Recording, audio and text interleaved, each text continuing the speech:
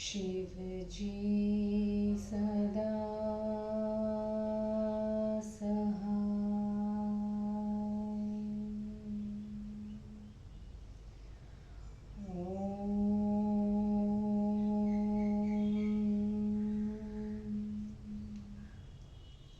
नमः शिवाय।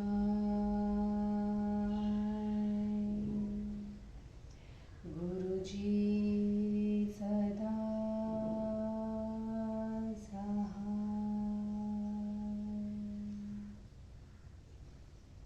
जय गुरुजी। अथ श्री वामन पुराणं चतुःपञ्चाशो अध्याय। पुलत्स्य उवाच।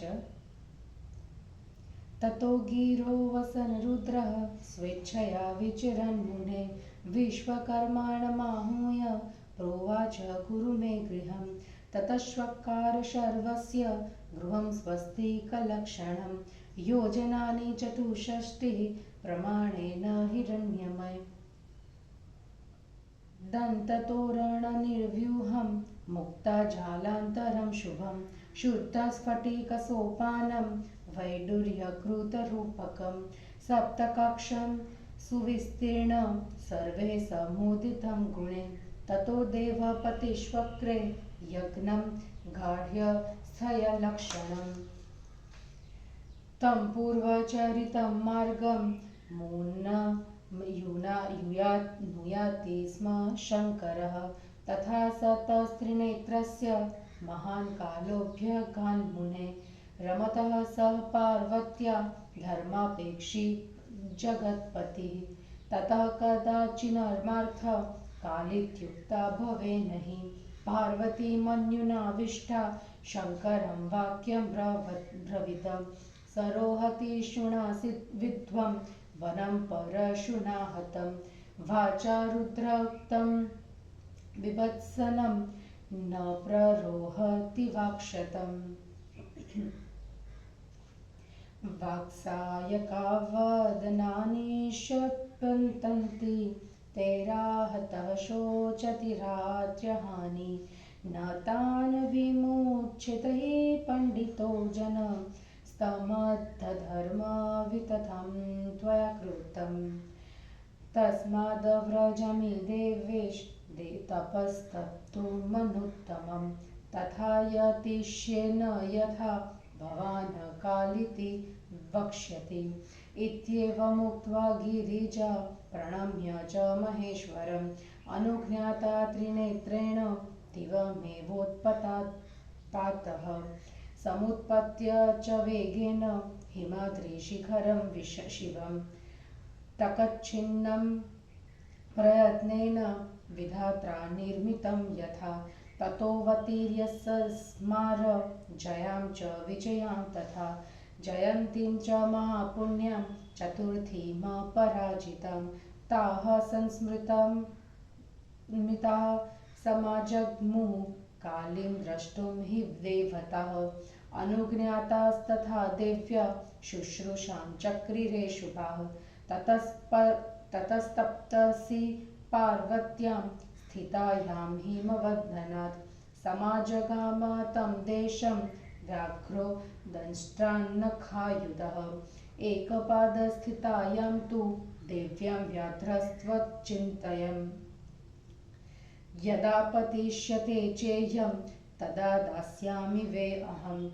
इत्येवं चिन्तयन्नेव दत्तदृष्टिर्मृगाधिपः पश्यमानस्तु वदनम् एकदृष्टिरजायत। ततो वर्षशतं देवी गृह्णन्ति ब्रह्मणपदं तपोत्तप्यत ततोऽभ्यगात् ब्रह्मा त्रिभुवनेश्वरः। पितामहस्तोवाच देवीं प्रीतोऽस्मि शाश्वते तपसा दूतपापासि वरं वृणु यथेष्टितम्। अथोवाच वचः काली व्याघ्रस्य कमलोद्भव वरदो भवतेनाहं यास्ये प्रीतिमनुत्तमाम्। ततः प्रादादवरं ब्रह्मा व्याघ्रस्याध्वतकर्मणः गानपत्यं विभो भक्ति जेयत्वं च धर्मितां वरं व्याघ्राय दत्तेव्यं शिवकान्तामथा ब्रवीत्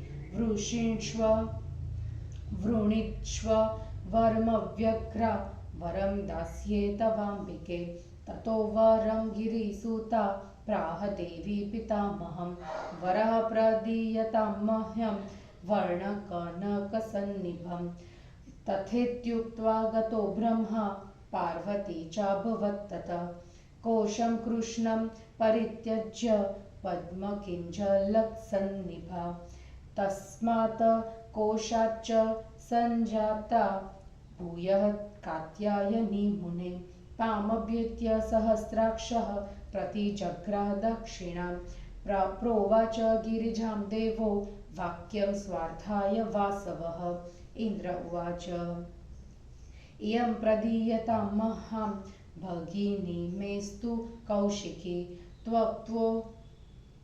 त्वक्कोशं सम्भवा चेयं कौशिकी कौशिकोऽप्यहं तां प्रादादिति संश्रुत्य कौशिकीं रूपसंयुतां सहस्राक्षोऽपि तां गृह्य विन्ध्यं वेगाज्जगाम च तत्र गत्वा त्वथोवाच तिष्ठस्वात्र महाबले पूज्यमाना सुरेर्नाम्ना ख्याता त्वं विन्ध्यवासिनी तत्र स्थाप्य हरिर्देवीं दत्त्वा सिंहं च वाहनं भवामरारिहन्त्रीत्युक्त्वा सर्वस्वर्गमुपागतम् उमापीतं वरं लब्ध्वा मन्दरं पुनरेत्य च प्रणम्य च महेशानं स्थिता सविनयं मुने ततो मरगुरु श्रीमान् पार्वत्या सहितो व्ययः तस्थो वर्षसहस्रं हि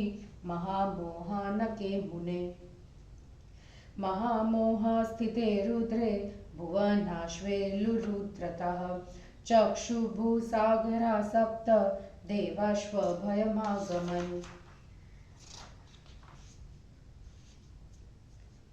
ततः सुराः सहेन्द्रेण ब्रह्मण सदनं गता प्रणम्योच्चुर्महेशानं जगत्क्षुब्धं तु किं त्विदं तानुवाच भवो नूनं महामोहनके स्थितः तेन क्रान्तास्त्विमे लोका जग्मुक्षोभं दुरत्ययम् इत्युक्त्वा सोऽभवत् तूष्णीं ततोऽप्युच्चुः सुरा हरिम् आगच्छ शक्र गच्छामो यावत् तन्न समाप्यते समाप्ते मोहने बालो यः समुत्पत्स्यते व्ययः स नूनं देवराजस्य पदमेन्द्रं हरिष्यति ततो मराणां वचनाद् विवेकोलबलधातिनः भयाज्ञानं ततो नष्टं भाविकर्म प्रचोदनात् ततः शक्रः सुरे सार्ध वहिना च सहस्रदृक् जगाम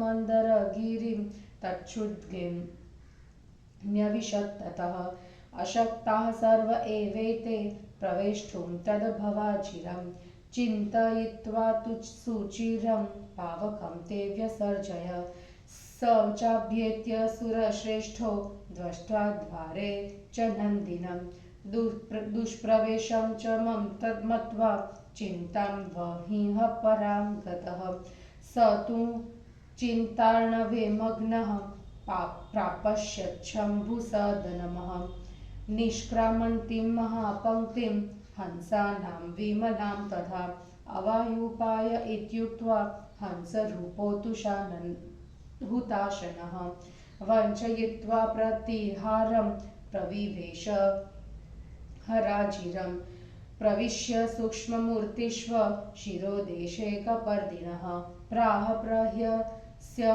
गम्भीरं देवद्वारे स्थिता इति तच्छ्रुत्वा सहसोत्थाय परित्यज्य गिरे सुतान् विनिष्क्रान्तो जिरार्चर्वो वहिना सह नारद विनिष्क्रान्ते सुरपत्तो देवा मुदितमानसा शिरोभिरवनिं जग्मुः सैन्द्रार्कर्षिषपावका ततः प्रीत्या सुरानाः वदध्वं कार्यमाशु मे प्रणामावनता नम्वो दास्येऽहं वरमुत्तमम्।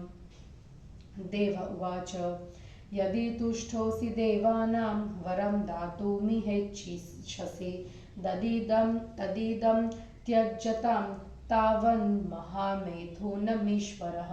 ईश्वर उवाच एवं भवतु सत्यक्तो मया भावो मरोत्तमः। ममेदं तेज उद्रिक्तं कच्चिदेव प्रतीच्छतु। पुलत्स्य उवाच इत्युक्ता शम्भुना देवाः सेन्द्रश्चन्द्र दिवाकराः असीदन्त यथा मग्नाः पङ्के वृन्दारका इव।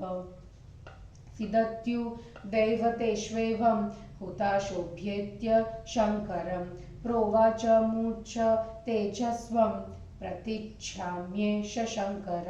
ततो मुमोच भगवांस्तन्द्रितः नेत्रः स्कन्नमेवतु। जलं तृषान्ते वेयद्धत तैलपानं पिपासितः। ततः पीते तेजसि वे शार्वे देवेन वर्हिना। स्वस्थाः सुराः समामन्त्र्य हरं जग्मुस्त्रिविष्टपम्। सम्प्रयातेषु देवेषु हरोऽपि निजमन्दिरं। समभ्येत्य महादेवीम् इदं वचनमब्रवीत्। देवी देवैरिहाभ्येत्य यत्नात् प्रेप्य हुताशनं। नितः प्रोक्तो निषिद्धस्तु पुत्रोत्पत्तिं तवोदरात्। सापि भूतुर्वचः श्रुत्वा क्रुद्धा रक्तान्तलोचना। शशाप देवतान् सर्वान् नष्टपुत्रोद्भवा शिवा। यस्मान्नेच्छन्ति ते दृष्टा मम पुत्रमथो रसं। तस्मात् तेन जनिष्यन्ति स्वासु योषित्सु पुत्रकान्। एवं शप्त्वा सुरान् गौरी शौचशालामुपागतं गमत्। आहूय मालिनीं स्नातुं मतिं चक्रे तपोधना। मालिनी सुरभिं गृह्य श्लक्ष्णमुद्रतनं शुभा। दैव्यङ्गमुद्रतयते कराभ्यं कनकप्रभत्। तत्स्वेदं पार्वती चैव मेनके द्विगुणैः। मालिनी तूर्णमगमद गृहं स्नानस्य कारणात्। तास्यां गतायां शैलैः मलाचक्रे जगाननम्। चतुर्भुजं पिनवक्षं पुरुषं लक्षणान्वितं कृत्वोत्सर्ज भूयां च स्थिता भद्रासने पुनः। मालिनी तच्छिरस्नानं ददौ विहसति तदा। एषद्वासामुमाद्वष्टा मालिनीं प्राह नारद। किमर्थभीरुशनकैर्हससि त्वमतिवच्च। साथोवाच हसाम्येवं भवत्सास्तनय किल। भविष्यतीति देवेन प्रोक्तो नन्दिगणाधिपः। तच्छ्रुत्वा मम हासोऽयं सञ्जातोऽध कृशोदरी। यस्माद्देवे पुत्रकामः शङ्करो विनिवारितः। एतच्छ्रुत्वा वचो देवी सस्नो तत्र विधानतः। स्नात्वार्च्य शङ्करं भक्त्या समभ्यागाद्गृहं पति। ततः शम्भुः समागत्य तस्मिन् भद्रासने त्वपि। स्नातस्तस्य ततोऽधस्तान् स्थितः स मलपुरुषः। उमास्वेदं भवस्वेदं जलभूतिसमन्वितं। तत्सम्पकार्त समुत्थस्थो फुकृत्य करमुत्तमम्। अपत्यं हि विदित्वा च प्रीतिमान् भुवनेश्वरः। तं चादाय हरो नन्दीं उवाच मगनेत्रः। रुद्रः स्नात्वार्च्य देवादीन् वाग्भिरध्वी पितॄनपि। जत्वा सहस्रनामान् मुप्मा पार्श्वमुपागतः। समेत्य देवीं विहसन शङ्करः शूलधृतवचः प्राह त्वं पश्य शैलैः स्वसुतं गुणसंयुतम् इत्युक्ता पर्वतसुता समेत्या पश्यदद्भुतं यतद्मङ्गला दिव्यं कृतं जगमुखं नरम् ततः प्रीता गिरिसुता तं पुत्रं परिषश्वचे मूर्ध्नि चैनमुपाध्राय ततः शर्वो ब्रवीदुमां नायकेन विना देवी तव भूतोऽपि पुत्रकः यस्माज्जातस्ततो न भविष्यति विनायकः एष विघ्न सहस्राणि सुरादीनां हरिष्यति पूजयिष्यन्ति चैवास्य लोकदेवी चराचरा इत्येवमुक्त्वा देवास्यो दत्तवांस्तनयाय हि सहायं तु गणश्रेष्ठं नाम्ना ख्यातं घटोदरं तथा मातृगणाघोरा भूता विघ्नकराश्वये ते सर्वे परमेशेन देव्या प्रीत्योपपादिताः देवी च स्वसुतं द्वष्टा परां मुदमवाप च रेमेथ शम्भुना सार्ध मन्दरे चारुकन्दरे एवं भूयो भवद्देवी इयं कात्यायनी विभो या जधान महादैत्यो पुरा शुम्भनिशुम्भको एततवोक्तं वचनं शुभाख्यं यथोद्भवं पर्वततो मृण्डनाय स्वर्गयशस्यं च तथा धारी आख्यानमूर्जस्करमद्रिपुत्र्या। हिंदी अनुवाद।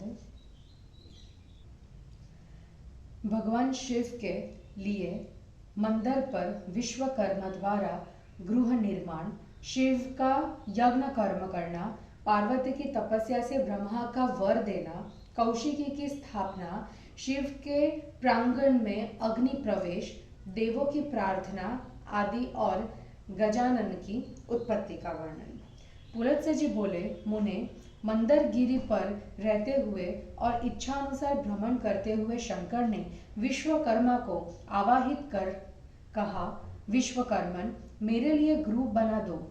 उसके बाद विश्वकर्मा ने शंकर के लिए 64 योजन विस्तृत स्वर्ण निर्मित तथा स्वस्तिक चिन्हों से युक्त गृह का निर्माण किया। उसमें हाथी के दांतों के तोरण तथा मोतियों की सुंदर झालरें लगी हुई थी और वैदुर्य मणि से जटित शुद्ध स्फटिक की सीढ़ियां थी।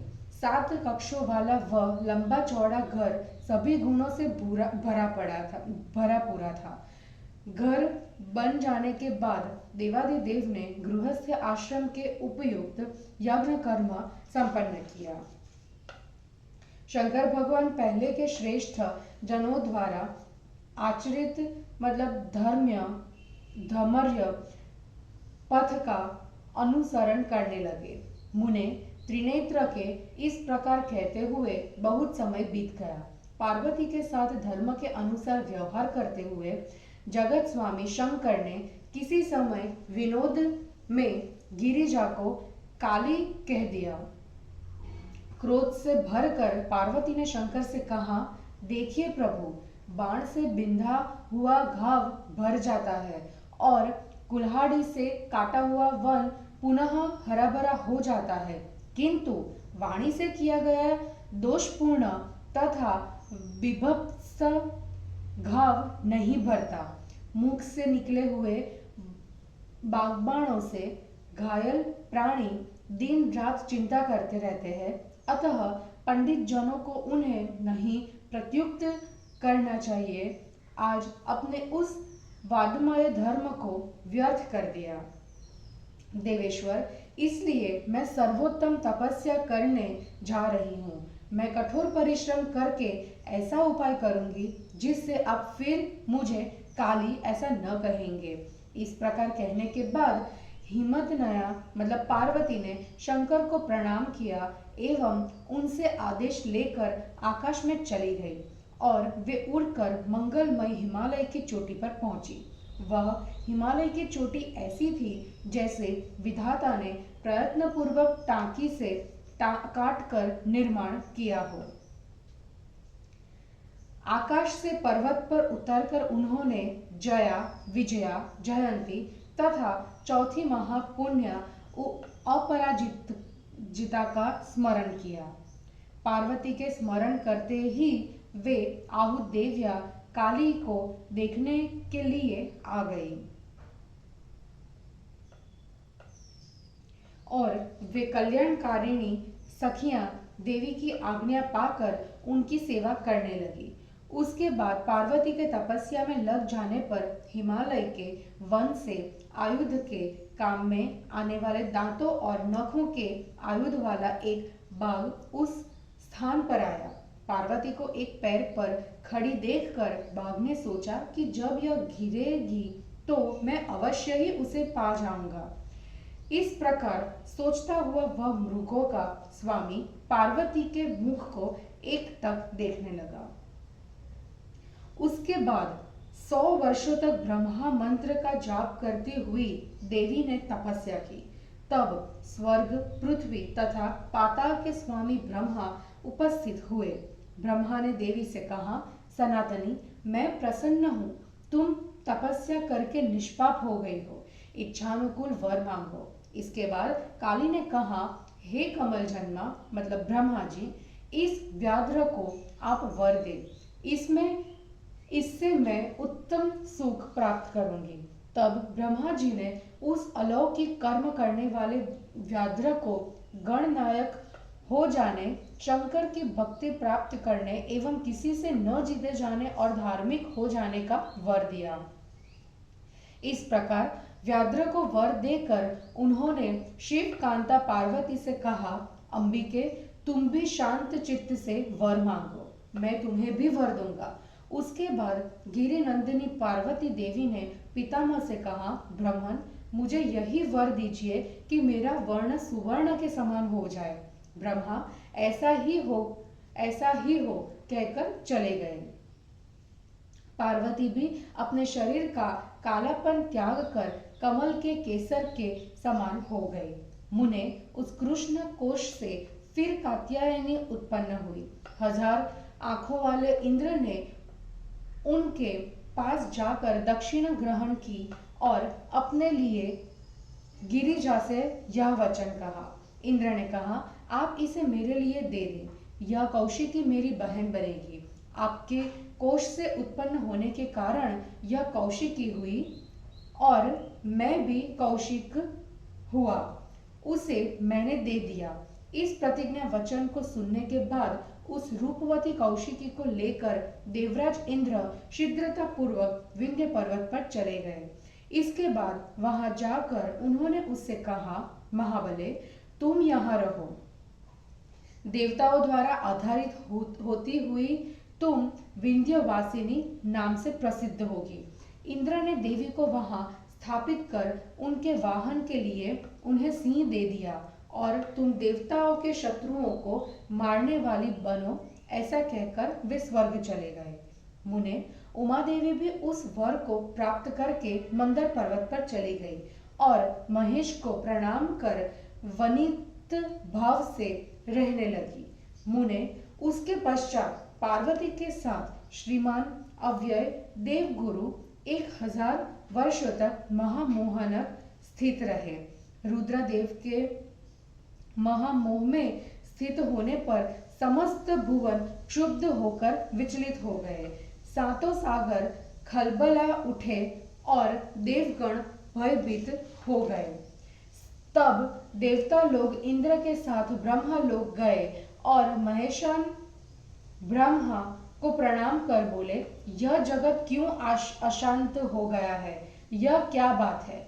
ब्रह्मा ने उन देवियों से कहा, निश्चय ही महादेव महामोहनक में स्थित है, उन्हीं से आक्रांत होने के कारण यह सारा जगत अत्यंत क्षुब्ध हो रहा है। इतना कहकर वे चुप हो गए। तब देवताओं ने इंद्र से कहा, शक्र, जब तक वह समाप्त नहीं हो जाता तभी तक हम लोग उनके पास चले। मोह समाप्त हो जाने पर उत्पन्न होने वाला अविनाशी बालक निश्चय ही देवराज के इंद्र पद का हरण कर देगा। उसके बाद भवितव्यतावश देवताओं के वचन से बलधाती मतलब इंद्र का विवेक एवं भय के कारण ज्ञान भी नष्ट हो गया। तब 1000 आंख वाले इंद्र अग्नि और देवताओं के साथ मंदर पर्वत पर गए एवं उस पर्वत की ऊंची चोटी पर बैठ गए, परंतु वे सभी महादेव के भवन में प्रवेश न पा सके। अधिक समय तक आपस में विचार विमर्श कर उन लोगों ने अग्निदेव को भेजा। सूर्यश्रेष्ठ अग्निदेव वहां गए और द्वार पर नंदी को देखकर एवं वहां प्रवेश पाना कठिन समझकर चिंता सागर में डूब गए। शोक सागर में डूबे हुए उन्होंने शंभु के भवन से निकल रही हंसों की विमल लंबी कतार देखी।